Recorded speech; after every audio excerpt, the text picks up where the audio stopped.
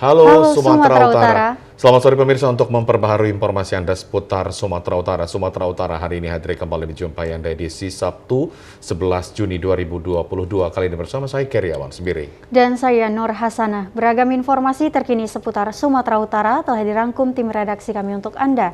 Dan berikut informasi selengkapnya.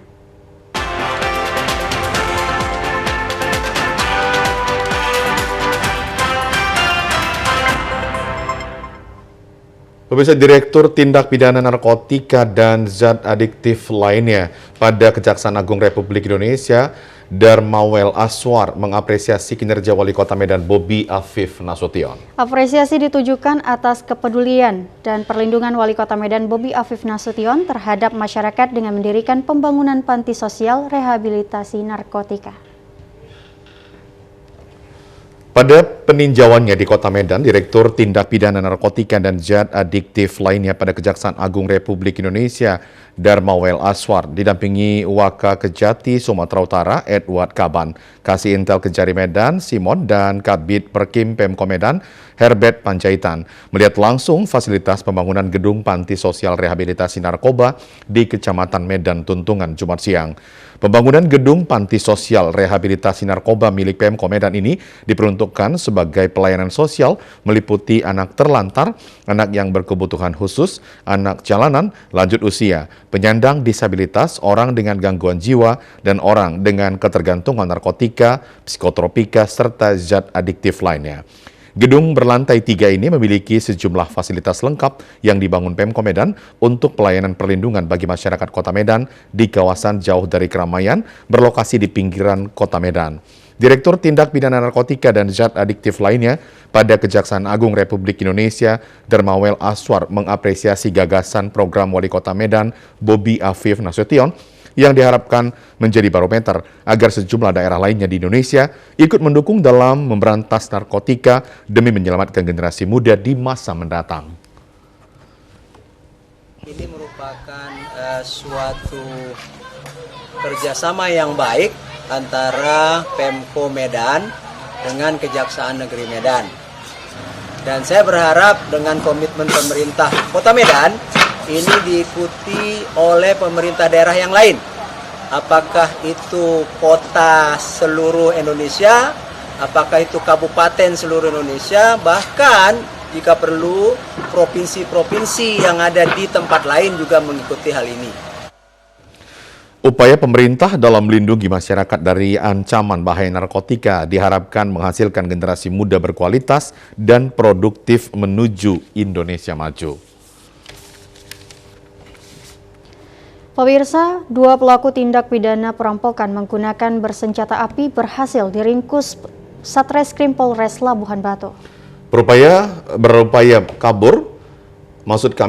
berupaya kabur dan melawan petugas, akhirnya diberi tindakan tegas dan terukur.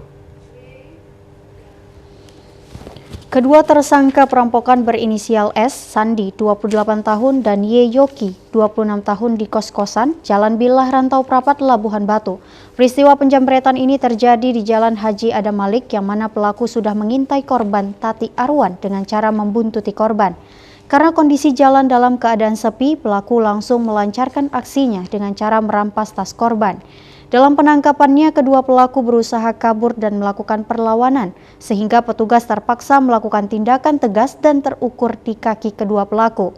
Sementara barang bukti yang diamankan dari tangan pelaku, 1 unit sepeda motor Yamaha NMAX, 1 unit HP, 1 buah tas, 1 pucuk senjata api rakitan jenis revolver beserta dengan amunisi, dan 2 bilah belati.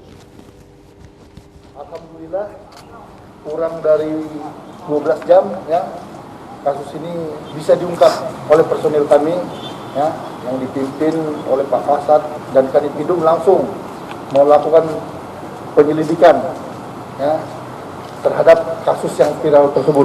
Kedua pelaku ini adalah residivis.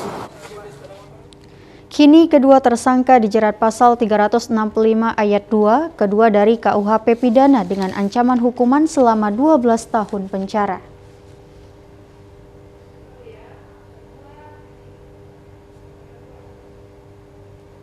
Ya pemirsa, berikut kami hadirkan informasi haji embarkasi Medan. Tetaplah bersama kami. di Sumatera Utara hari ini.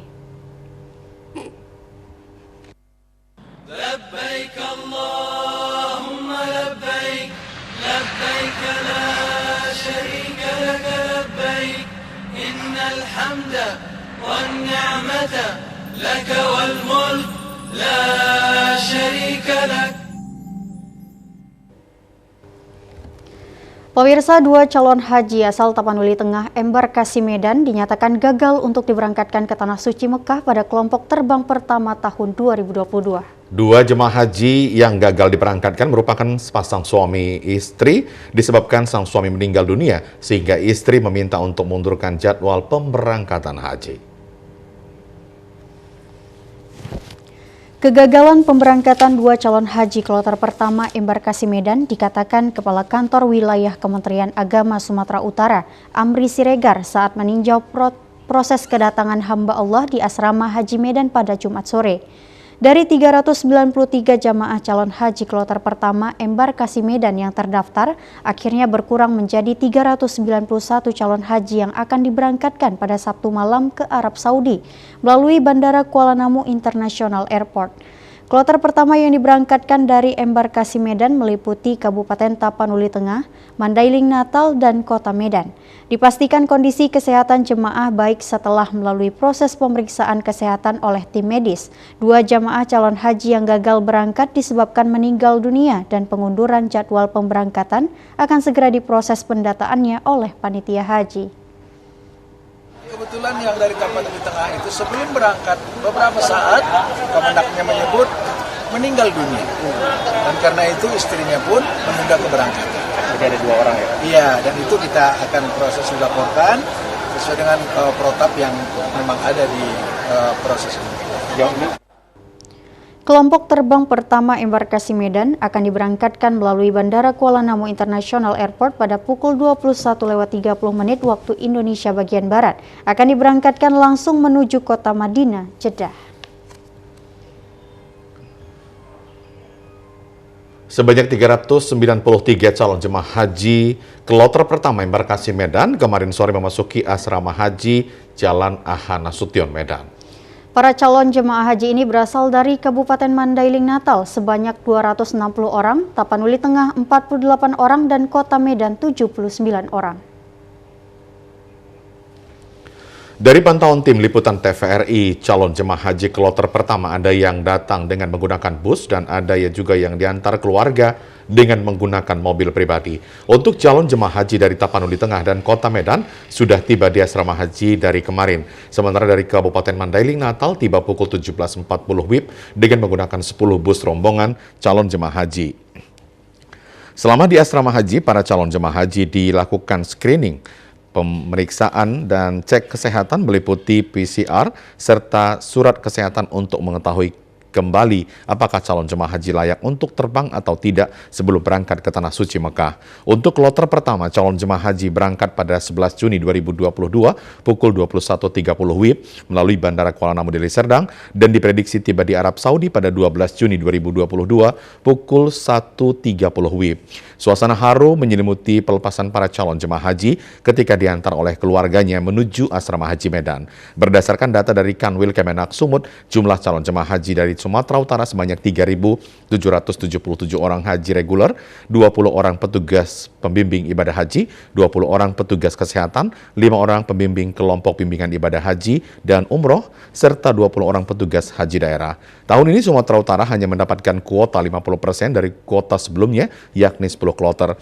Rombongan terakhir nantinya akan diberangkatkan pada 21 Juni mendatang, yakni dari Kabupaten Padang Lawas Utara, Tapanuli Selatan, dan juga Kota Medan.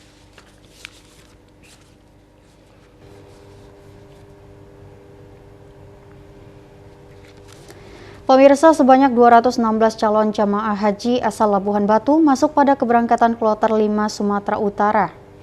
Calon jemaah haji ini akan diberangkatkan pada Selasa pagi 14 Juni 2022. Kepala Kantor Kementerian Agama Kabupaten Labuhan Batu, Syafi'i, mengatakan Kabupaten Labuhan Batu mendapat kota 216 dari 3.842 kota Sumatera Utara yang akan diberangkatkan dari embarkasi Medan pada Rabu malam 15 Juni 2022 mendatang. Kepala Kantor Kementerian Agama Syafi'i mengatakan untuk persiapan keberangkatan calon jemaah haji ini tidak ada permasalahan dan akan diberangkatkan pada Selasa pagi oleh Bupati Labuhan Batu dan unsur Forkopimda. Jemaah Labuhan Batu ini akan bergabung dengan Kabupaten Dairi dan Kota Medan dengan total keseluruhan 389 jemaah termasuk petugas. Pada tahun 2022 ini kota untuk Labuhan Batu jauh berkurang dibandingkan sebelum masa pandemi COVID-19 yakni hampir mencapai 2 kloter. Tahun 2022 calon jemaah haji dari Kabupaten Labuhan Batu itu berjumlah 216 jemaah yang akan diberangkatkan langsung nanti dari asrama haji Labuhan Batu pada hari Selasa tanggal 14. Seluruh jemaah tidak ada kendala dalam pelaksanaan manasik juga sudah selesai. Pemberangkatan calon jemaah haji ini sempat tertunda selama 2 tahun akibat COVID-19. Dan pada tahun ini terdapat pembatasan usia bagi calon jemaah haji yang diperbolehkan berangkat, yakni hanya di bawah 65 tahun pada 1 Juni 2022.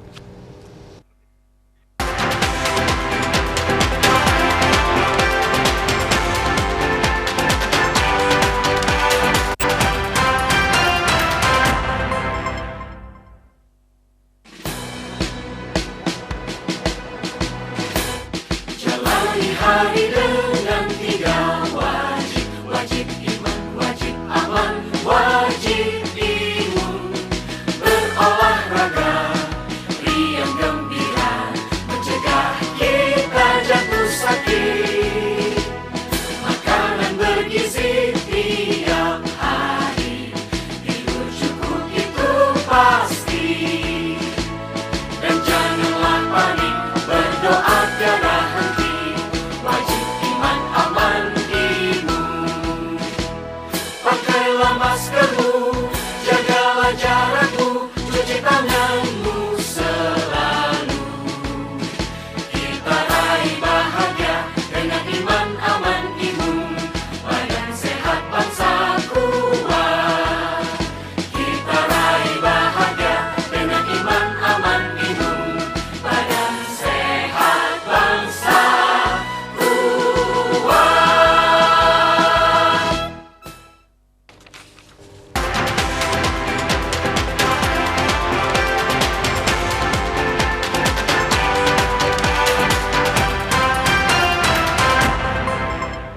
Pemirsa, Guru Patimpus Sembiring Pelawi, salah seorang putra Karo yang dikenal sebagai pendiri kampung di Medan yang saat ini sudah menjadi kota yang sangat besar. Semangat Guru Patimpus harus selalu menjadi penyemangat bagi masyarakat Kota Medan, khususnya warga Karo dalam membangun Kota Medan yang difokuskan dari kawasan sungai.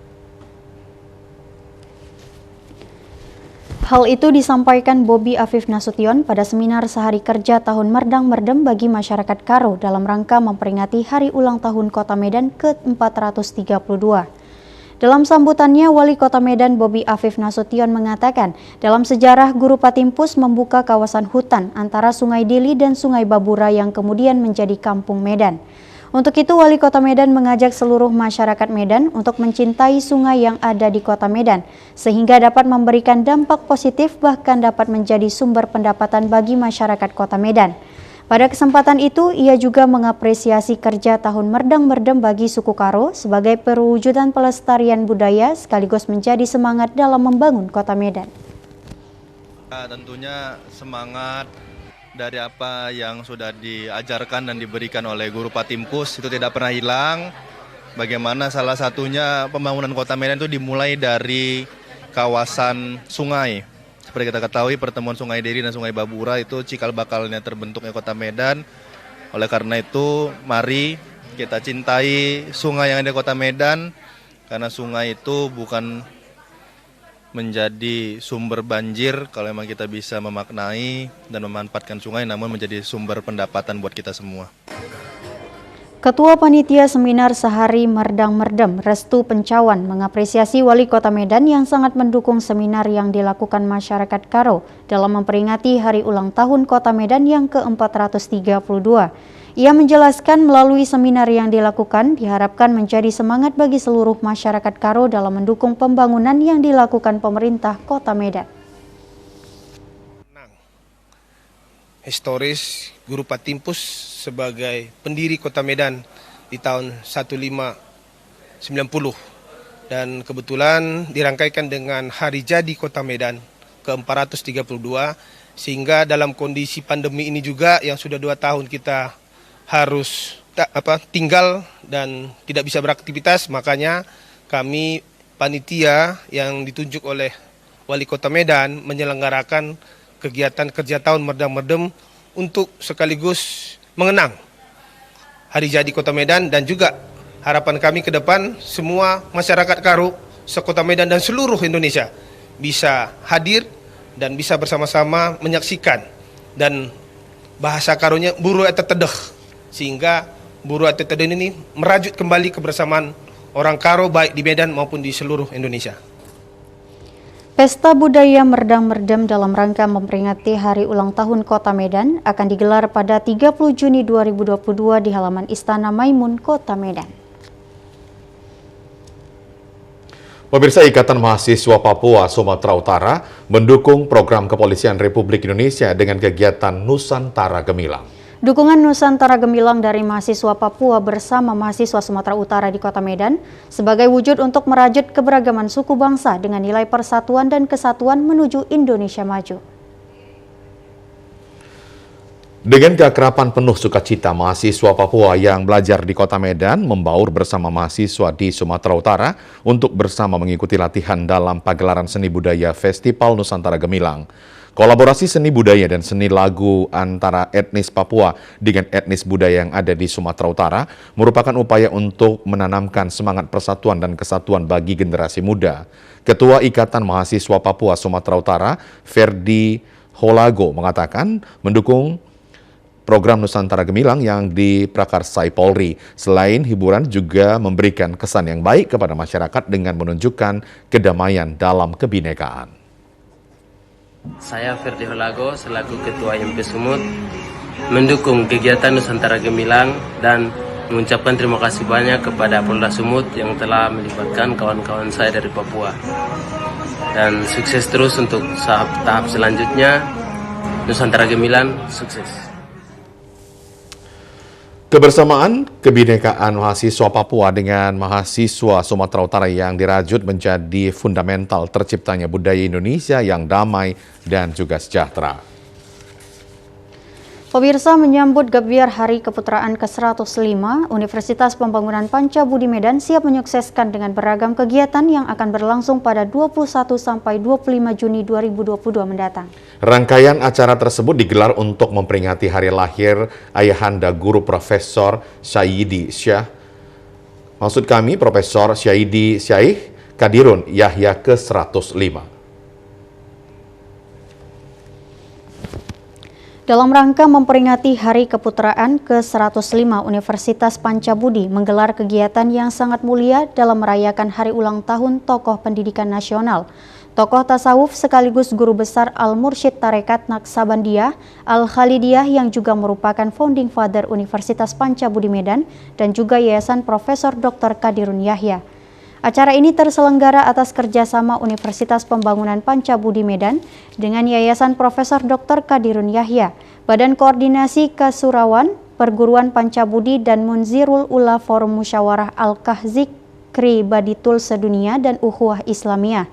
Rektor Unpad Medan Muhammad Isa Indrawan mengatakan, kegiatan ini juga sebagai momentum untuk mengambil pelajaran, hikmah, pengetahuan, ilmu, dan inspirasi, serta motivasi dari perjuangan, pengabdian Profesor Dr. Kadirun Yahya yang juga merupakan tokoh nasional dan internasional semasa hidupnya. Yang pertama kita ingin menyampaikan bahwa ada seorang dari Sumatera Utara, lahir di Pangkalan Berandan, yang menjadi tokoh kompleks multi tokoh dunia, saya bisa mengatakan tokoh dunia, untuk bisa menjadi panutan ataupun menginspirasi masyarakat Sumatera Utara untuk bisa berada di kancah internasional. Kepada masyarakat Sumatera Utara dengan kegiatan ini bisa menjadi contoh, ya, menjadi contoh sehingga masyarakat Sumatera Utara ini bisa berbuat baik secara regional, lokal maupun nasional dan internasional untuk membawa nama Sumatera Utara dari sudut bidang apapun itu dan memberikan kontribusi yang nyata kepada Sumatera Utara. Ketua Panitia Dr. Yasmi Rahmandasari Saragih mengatakan, memperingati Hari Keputraan 105 tahun Profesor Haji Sayyidi Syaikh Qadirun Yahya dirangkai dengan launching dan bedah buku Mahakarya Qadirun Yahya.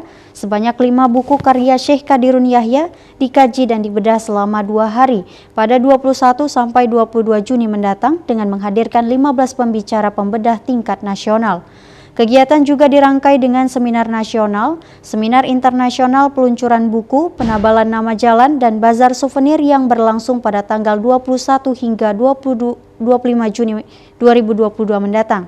Termasuk konferensi internasional yang menghadirkan 7 speaker dari beberapa negara seperti Malaysia, Arab Saudi, Amerika Serikat, dan Jerman yang diselenggarakan secara offline dan online pada tanggal 25 Juni 2022 mendatang.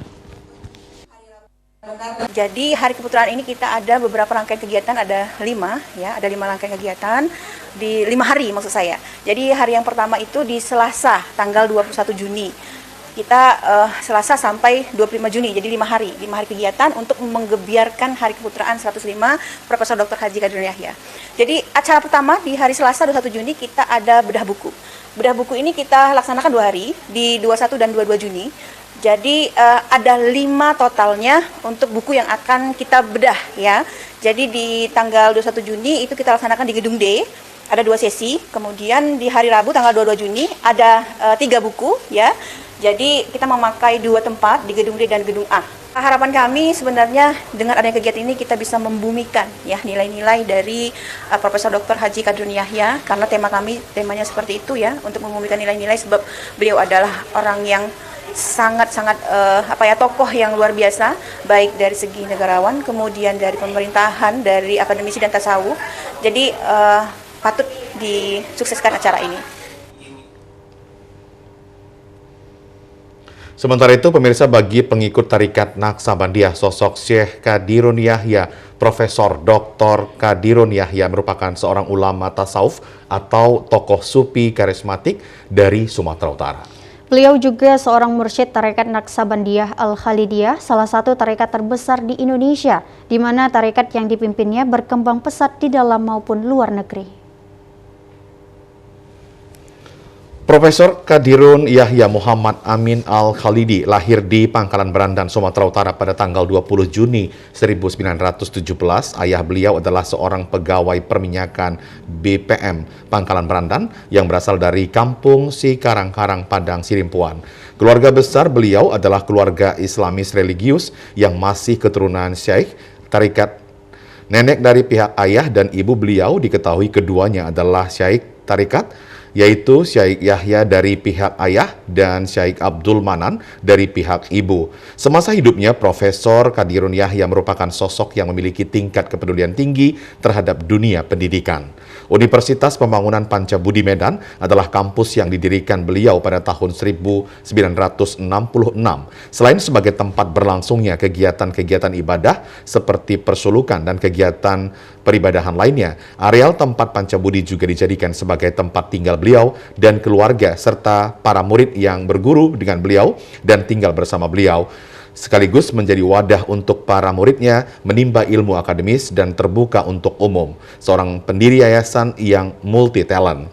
Profesor Qadirun Yahya juga dikenal seorang ahli kimia, fisika, pertanian, dan seorang tentara berpangkat Brigadir Jenderal. Ia juga memiliki rumah zikir sebanyak 700 di Indonesia, 14 di Malaysia, 2 di Amerika, dan 1 di Inggris. Ia menyerahkan seluruh hidupnya untuk kemaslahatan umat. Nilai-nilai yang beliau tinggalkan terus dikenang hingga kini.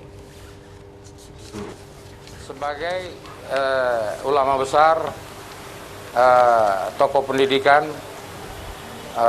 tokoh negarawan dan militer memberikan kontribusi nyata kepada masyarakat dalam bentuk beasiswa, penyumbangan buah-buah pikiran beliau dalam bentuk buku dan sebagainya kepada masyarakat yang ada di Sumatera Utara dan khususnya Kota Medan. Yang ketiga, yang utama sebenarnya adalah silaturahim antara kami sebagai penerus beliau dengan sahabat-sahabat beliau, dengan murid-murid beliau yang selama ini komunikasinya sudah tidak lagi sering kumpul karena pandemik dan Covid. Pada hari ini kita upayakan untuk kumpul bersama-sama sebagai wujud silaturahmi dan menyambung apa kebiasaan-kebiasaan baik yang telah dilakukan oleh almarhum Profesor Dr. Haji Kadirun Yahya. Pemirsa, pendidikan karakter dan profil Pancasila sudah sangat dibutuhkan dalam perkembangan teknologi saat ini, sehingga setiap peserta didik memiliki jati diri yang kuat. Pendidikan karakter dan profil Pancasila itu sudah harus menjadi bagian dari setiap peserta didik agar kelak menjadi generasi emas yang unggul dan juga cerdas. Hal itu disampaikan Kepala Dinas Pendidikan Kota Medan, Laksamana Putra Siregar saat membuka Jambore Profil Pancasila di Perguruan Al-Azhar Medan pagi tadi. Dikatakan sebagai bentuk kolaborasi Jambore Profil Pancasila yang dilakukan diikuti 4 sekolah menengah pertama, antara lain SMP Plus Al-Azhar Medan, SMP Negeri 1 Medan, SMP Negeri 42 Medan, dan SMP Harapan Perguruan Harapan Mandiri Medan. Di era society saat ini, seluruh peserta didik harus mempersiapkan diri terhadap perubahan yang begitu cepat tanpa dapat diprediksi.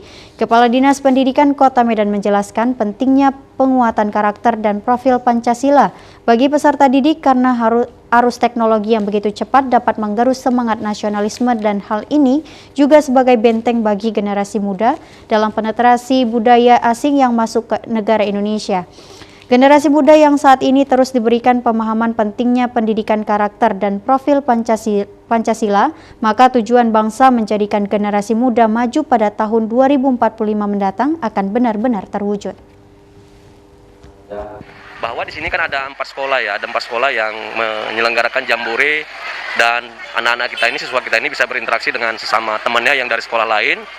Ada SMP 42, ada Harapan Mandiri, SMP Harapan Mandiri, ada SMP Al-Azhar yang menjadi tuan rumah, dan ada SMP 1 ya, yang ada dalam satu lokasi, dan mereka bisa berinteraksi, bisa saling tukar-menukar pengalaman, dan saling menginformasikan bagaimana di sekolahnya itu, bagaimana pola belajarnya, dan ini bisa mengembangkan literasi mereka, kemudian bisa menguatkan juga karakter mereka bahwa selain kita juga punya teman ya, lingkungan yang berbeda, baik dari adat istiadatnya, dari agama dan sebagainya. Ini yang kemudian bisa menjadi sebuah media pembelajaran bagi siswa kita ini untuk memahami karakteristik seperti apa yang harus ditanamkan, tentunya karakteristik Pancasila.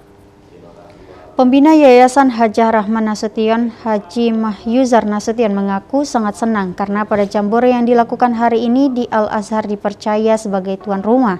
Terkait dengan pendidikan karakter dan profil Pancasila, hal ini akan menjadi upaya pihak Al-Azhar untuk menerapkannya kepada seluruh peserta didik sehingga dapat memaknai dan mengimplementasikan di dalam kehidupan. Ia berharap agar pihak pemerintah dapat mendukung sekolah dalam mewujudkan pendidikan karakter dan profil Pancasila. Tuan rumah ataupun host dalam kegiatan Jambore pameran proyek profil Pancasila ini merupakan kebahagiaan bagi kami dan sesuatu yang baru. Tentunya kolaborasi, ada 4 sekolah bergabung sehingga menciptakan satu chemistry baru di lingkungan unit pendidikan masing-masing dan membuat anak-anak ini dengan masing-masing karakter dan latar belakang serta agama yang berbeda bisa bersatu dalam satu kesempatan yang berbahagia ini. Kolaborasi ini sangat-sangat bisa memberikan kesan dan pesan bagi siswa-siswi kita. Pada Jambore yang dilaksanakan, setiap sekolah memamerkan hasil karya siswa-siswi dari masing-masing peserta yang akan menjadi kebanggaan bagi masing-masing sekolah.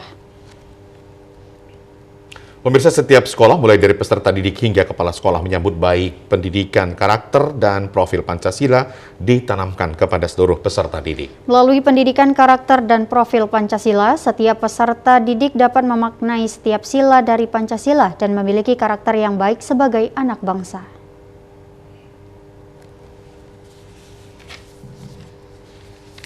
Dengan penguatan proyek penguatan profil pelajar Pancasila. Contohnya pada hari ini kita melaksanakan jambore pameran proyek profil pelajar Pancasila. Nah, di mana setiap tahun nantinya kita akan melaksanakan kegiatan ini. Yang kali ini tuan rumah itu adalah Al-Azhar Medan. Mungkin kedepannya mungkin kami berkolaborasi dengan SMP Negeri 1, SMP Negeri 42, dan SMP Harapan Mandiri selaku sekolah binaan di bawah pelatih ahli kami Ibu Ermawati MPD. Antusias para siswa sebulan lebih ya mempersiapkan jambore ini ya, yang intensnya seminggu belakangan ini bisa kita lihat dari ramainya pengunjung. Bapak Kadis juga tadi sudah hadir ya, Bapak Pembina SMP pun sudah hadir, dan anak-anak kami semuanya sangat antusias. Terlebih lagi dengan kolaborasi ini bertambah semarak karena adanya siswa SMP Negeri 1, 42 dan Harapan Mandiri. Pesan saya selaku kepala sekolah kepada siswa-siswi saya supaya diimplementasikan yang menjadi nilai-nilai Pancasila di sekolah dalam kehidupannya sehari-hari. Kami sangat senang dengan kegiatan ini karena alhamdulillah profil pelajar Pancasila sudah diterapkan di SMP Al-Azhar Medan. Sangat baik, dan kedepannya kami akan melaksanakan lagi profil pelajar Pancasila lebih dalam. Sangat menarik karena profil pelajar Pancasila memiliki banyak nilai dan norma yang baik. Untuk Jambore hari ini kan merupakan kolaborasi dari 4 sekolah. Ini sebenarnya bukan program dari Sekolah Penggora, tapi merupakan inisiatif dari kami untuk salah satu aspek dalam program Sekolah Penggerak itu adalah kolaborasi. Ya, jadi kami membuat kolaborasi antara 4 sekolah untuk membuat pameran profil pelajar Pancasila ini. Pamerannya sendiri itu memang diminta oleh program Sekolah Penggerak agar ada pameran karya-karya anak murid kita di setiap proyek. Namun untuk kolaborasi ini adalah hasil inisiatif kami. Jadi apa yang ingin kami capai di kolaborasi ini, tentunya dalam salah satu slogan ya di Guru Penggerak itu adalah tergerak, bergerak, dan menggerakkan. Kami tergerak untuk benar-benar membuat sebuah kolaborasi yang akhirnya akan menggerakkan sekolah-sekolah juga mengadakan kolaborasi. Itulah yang kami ingin capai, supaya tidak ada lagi istilah kompetisi atau istilah saling ingin menang sendiri atau maju sendiri, tapi semuanya benar-benar berkolaborasi. Jadi sehingga untuk mencapai visi pendidikan Indonesia ini benar-benar kita tidak bisa melakukannya sendiri-sendiri. Kita butuh untuk bekerja sama, berkolaborasi, bergandengan tangan, sehingga setiap daerah itu sekolah-sekolah baik negeri dan swasta itu bisa berkolaborasi dan mewujudkan profil pelajar Pancasila ini.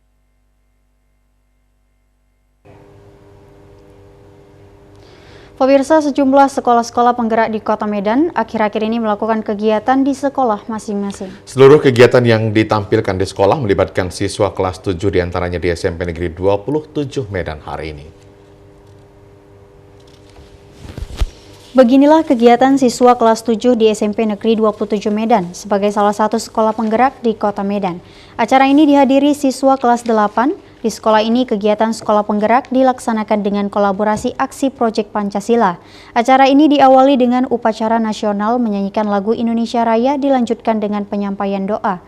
Kata-kata sambutan juga disampaikan diantaranya oleh Ketua Panitia, Renaldi Purwanto, Pengawas Manajerial di SMP Negeri 27 Medan, Isa Ritonga, dan pelatih ahli sekolah penggerak serta Kepala SMP Negeri 27 Medan. Kolaborasi aksi Projek Pancasila ini diisi dengan paduan suara dan puisi yang dibawakan oleh kelompok 1. Selain itu juga ditampilkan tarian tortor Batak yang dibawakan oleh siswa kelompok 2. Sementara storytelling dibawakan oleh kelompok 3. Demikian halnya tarian profil pelajar Pancasila juga dibawakan oleh kelompok 3. Sedangkan drama dibawakan oleh kelompok 1 sekaligus menyanyikan lagu profil Pancasila termasuk puisi dibawakan oleh kelompok 2. Tarian medley kebinekaan juga ditampilkan oleh kelompok 3 dan lagu Konton Mi dibawakan kelompok 3 sekaligus tarian profil pelajar Pancasila dibawakan oleh kelompok 2. Pada akhir penampilan, siswa ini juga ditampilkan puisi Sang Pendobrak yang dibawakan oleh kelompok 3. Acara yang disuguhkan oleh siswa kelas 7 ini juga mendapatkan sambutan dari para orang tua atau wali siswa, termasuk dalam membeli hasil karya sebagai implementasi 6 profil pelajar Pancasila pada stand makanan, minuman, dan aneka kerajinan tangan sebagai buah dari karya penerapan profil pelajar Pancasila. SMP 27 merupakan salah satu sekolah penggerak angkatan pertama yang ada di Kota Medan. Yang di Kota Medan angkatan pertama yaitu ada 9 sekolah. SMP 27 termasuk salah satu sekolah penggerak yang ada di Kota Medan ini. Semuanya proyek-proyeknya harus kita kerjakan. Tadi katanya proyek itu dilakukan tiap tahun, dia hampir mau 1 tahun. Jadi kami ada 3 tema. 1 pemilihan ketua OSIS, seperti pesta demokrasi sudah kami laksanakan minggu lalu. Yang 2 ini yaitu acara Bajar dan acara kewirausahaan yang akan menuju anak-anak supaya bisa berpikir secara mandiri sesuai dengan profil Pancasila, yaitu pembelajaran berdasarkan pusatnya kepada siswa yang mengacu kepada 6 dimensi, yaitu ketakwaan, bersikap mandiri, berpikir kritis, kreatif, dan inovatif. Pemirsa, pendaftaran calon peserta didik baru SMK dan SMA Negeri mulai hari ini dilakukan di zona 3 diantaranya di Medan. Sekolah SMK dan SMA Negeri di zona 3 diantaranya di Medan membuka pos informasi dan pos pengaduan di sekolah. Mulai hari ini hingga 16 Juni 2022 mendatang, pendaftaran calon peserta didik baru SMK untuk jalur prestasi dan SMA Negeri untuk jalur zonasi di zona 3 diantaranya di Kota Medan dilaksanakan. Jalur zonasi untuk SMA Negeri dan jalur prestasi untuk SMK Negeri ini adalah pendaftaran calon peserta didik baru tahap kedua menyusul sebelumnya telah dilaksanakan seleksi jalur prestasi untuk tahap pertama bagi SMA Negeri dan jalur zonasi untuk SMK Negeri yang sudah dilakukan pengumuman kelulusannya pada 30 Mei 2022 yang lalu. Dari pantauan di sekolah SMK dan SMA Negeri di Kota Medan pada hari pertama hari ini pendaftaran calon peserta didik baru tahap kedua jalur prestasi untuk SMK Negeri dan jalur zonasi untuk SMA Negeri. Banyak di antara para orang tua atau wali siswa mendatangi sekolah untuk mencari informasi dan tata cara pendaftaran secara online ke Dinas Pendidikan Sumatera Utara. Pada hari pertama hari ini dimulainya pendaftaran, ada di antara orang tua dan wali siswa belum memahami secara benar apakah pendaftaran yang sudah dilakukan secara online sudah valid atau belum valid. Guna memastikan pendaftaran ini valid atau belum valid secara online, orang tua wali siswa mendatangi sejumlah sekolah. Para satuan pendidikan memberikan arahan dan informasi bagaimana tata cara pendaftaran secara online untuk jalur prestasi pada SMK dan jalur zonasi untuk SMA Negeri ke Dinas Pendidikan Sumatera Utara. Untuk jalur zonasi SMA Negeri, titik koordinat dan jalur prestasi untuk SMK Negeri harus dilaksanakan dari tempat tinggal calon peserta didik baru sesuai alamat yang tertera pada kartu keluarga. Sejumlah sekolah SMA Negeri menyatakan kebanyakan di antara sekolah menambahkan kuota lebih dari 50% untuk jalur zonasi karena pada tahap pertama seleksi prestasi masih ada kuota yang kurang. Pemirsa, dedikasi terbaik membangun negara, Kesatuan Republik Indonesia diwujudkan TNI melalui TNI Manunggal membangun desa TMMD ke-113, Kodim 0205 Tanah Karo di desa terpencil Kutambaru, Kecamatan Munte. Saksi kemanunggalan TNI Kodim 0205 Tanah Karo melalui TMMD ke-113 dilakukan dengan sasaran pembangunan fisik dan non-fisik sehingga tidak ada lagi desa yang terisolir sekaligus dapat mensejahterakan masyarakat.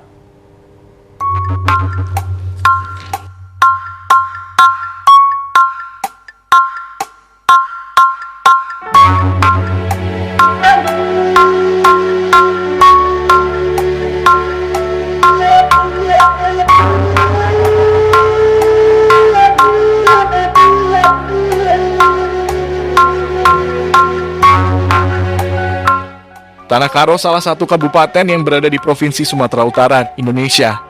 Ibu kota kabupaten ini terletak di Kecamatan Kabanjahe. Kabupaten Karo memiliki luas wilayah 2.127,25 km persegi dan jumlah penduduk sebanyak 404.998 jiwa.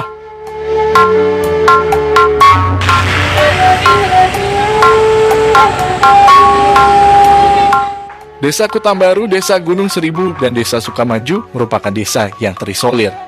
Mendapat perhatian pemerintah di kabupaten ini, menjadi saksi kemanunggalan yang terwujud antara TNI dengan masyarakat, yang terjalin dalam program TNI Manunggal membangun desa ke-113, Kodim 0205 Tanah Karo.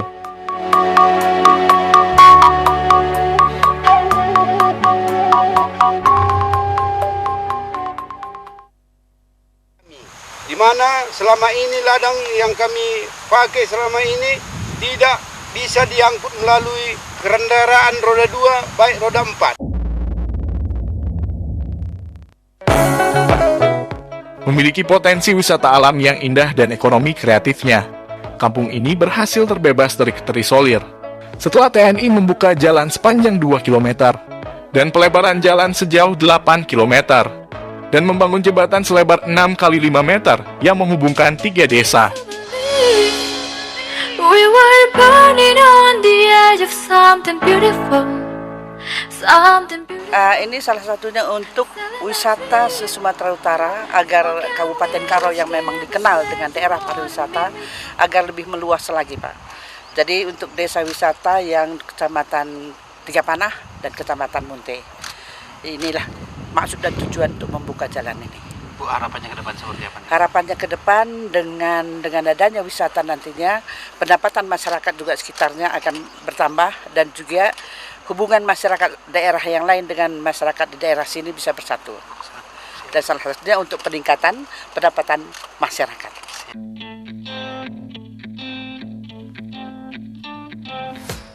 Akses yang sulit tentu bukan untuk penghambat langkah memajukan desa yang terisolir. Dengan terbukanya jalan yang menghubungkan 3 desa tersebut, dapat memajukan objek wisata yang ada di Tanah Karo, khususnya Sumatera Utara.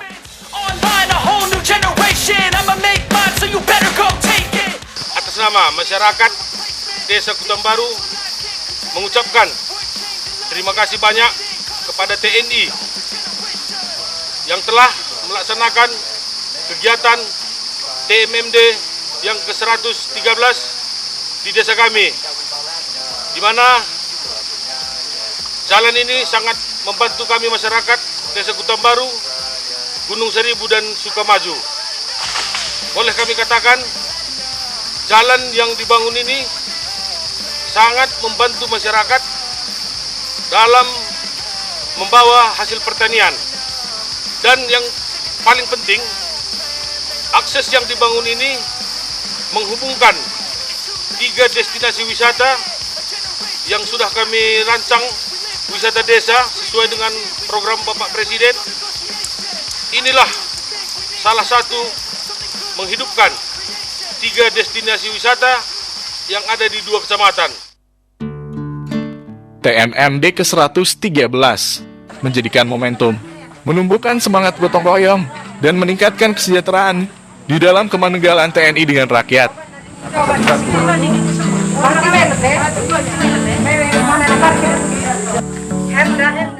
Selain pembangunan fisik, pelaksanaan program TMMD menyasar target non-fisik diantaranya penyuluhan wawasan kebangsaan, penyuluhan KBKes, dan membantu membangun rumah masyarakat. Sila pertama Pak, siapa tahu? Saya Pak, Tuhanan Yang Maha Esa. Iya, betul. Tuhan Yang Maha Esa sesuai dengan agama dan kepercayaan kita. Belajar persamaan hak dan persamaan kewajiban.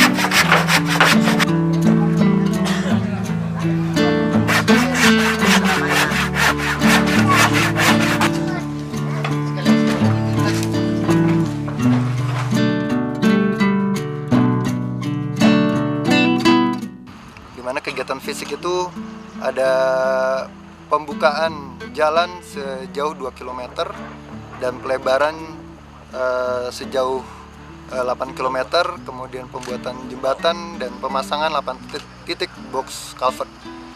Kemudian kegiatan non fisik ada kegiatan penyuluhan, pengobatan massal, kemudian dan kegiatan-kegiatan lain. Harapan kami semakin manunggal bersama rakyat, karena dengan rakyat kami juga bisa TNI semakin kuat. Kemudian juga diharapkan dengan kegiatan-kegiatan ini kami bisa membantu pemerintah daerah dalam turut serta mensejahterakan rakyat Kabupaten Tanah Karo.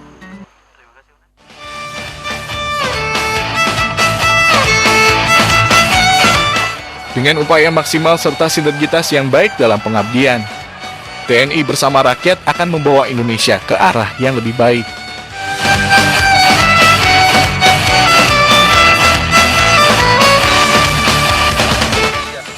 Tugas pokok TNI adalah meningkatkan kesejahteraan masyarakat. sebagai penjabaran daripada tugas pokok itu, yaitu ini pelaksanaan TNI Manunggal membangun desa. Itu sebenarnya program dari TNI dan pemerintah daerah. Karena di dalam tugas pokok tersebut ada kata-kata meningkatkan kesejahteraan, makanya TNI turut bersama-sama dengan institusi pemerintah daerah maupun institusi lain, dalam hal ini kepolisian, dan diutamakan adalah masyarakat. Jadi sebagai sasaran akhirnya adalah meningkatkan kesejahteraan masyarakat. Itulah wujudnya pelaksanaan TNI.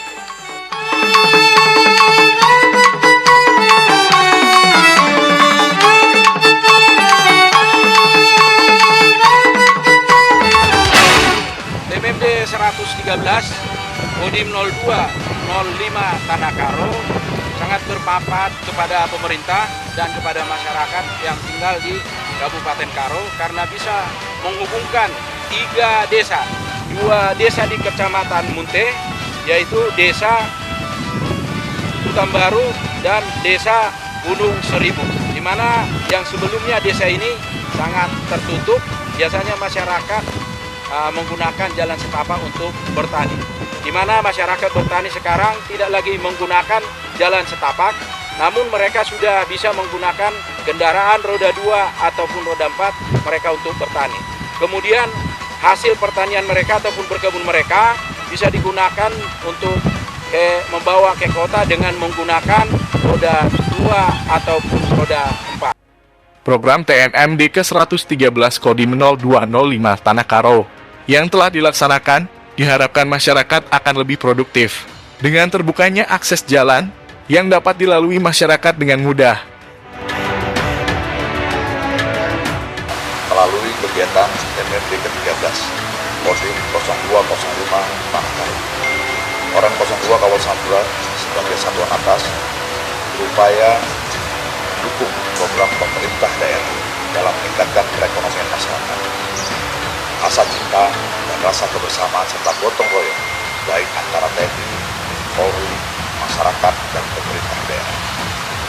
Rasa persatuan dan kesatuan mempertahankan NKRI sudah ditanamkan sejak nenek moyang kita terdahulu melalui gotong royong, bahkan dalam nilai-nilai Pancasila yang terkandung tersebut. Dengan demikian, melalui sinergitas TNI, Polri, dan pemerintah daerah, mari kita bangun kesejahteraan masyarakat sesuai dengan tema TNMD ke-13 tahun anggaran 2022. TNMD dedikasi terbaik membangun NKRI. Sangat bersyukur atas pembukaan jalan nasi jalan.